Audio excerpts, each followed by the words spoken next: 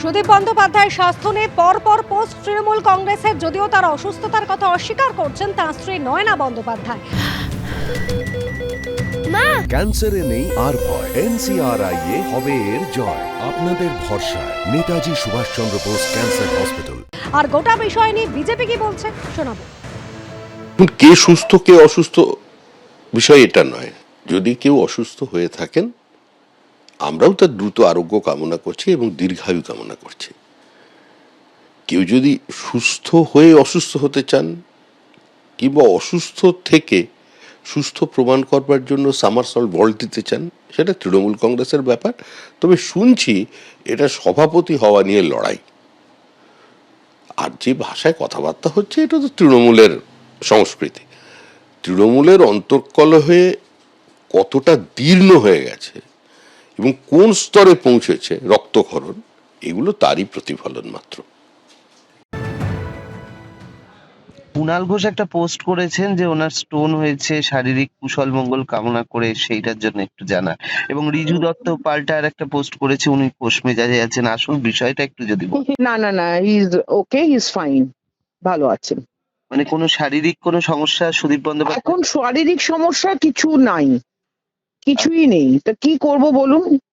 কালকে আমাদের একটা সাধারণ সম্পাদক অভিষেক বন্দ্যোপাধ্যায় তিনি একটা মিটিং করেছেন, আমরা সকাল থেকে সেই সব নিয়ে পড়ে আছি, কাজ করছি।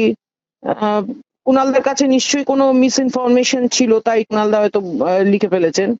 একবার একটা ফোন করে জিজ্ঞাসা করলে আরো ক্লিয়ারটা হয়ে যেত। কুণালদার কোনো হয়তো কেউ মিস ইনফরমেশন দিয়েছেন ওনাকে, সেটা হতে পারে। সুদীপ দা এমনি কিরম খোশ মেজাজেই আছেন তাহলে? খোশ মেজাজে কেন, ও তো পার্টির কালকের মিটিং এর পর ও তো নিজে কাজ করছে না, আচ্ছা, তো কাজ করতে হচ্ছে। তিনি এখন তাহলে কোনো মানে চিকিৎসাধীন বা এরকম কোনো ব্যাপার নেই, তাই তো? ও মাই গড, নো নো নো। ওনার কাছে ঠিক তথ্য নেই, ওনাকে সুস্থ দেখানোর চেষ্টা ওনার পক্ষেই বিপজ্জনক। সাধন পাণ্ডের ঘটনা মনে রাখা উচিত, এমনই প্রতিক্রিয়া কুণাল ঘোষের। আমি শুনেছি অত্যন্ত দায়িত্বশীল, আমি বলছি না যে উনি মানে অসুস্থ, এবং আমি খুব সাদা মনে কাদা নেই, আমি তাই আরোগ্য কামনা করে। আর কাউকে অসুস্থ হতে গেলে যে হসপিটালে গিয়ে ভর্তি হলেই সে অসুস্থ অথবা বাড়িতে তাকে চিত হয়ে শুয়ে থাকতে হবে এরকম কোনো মানে নেই।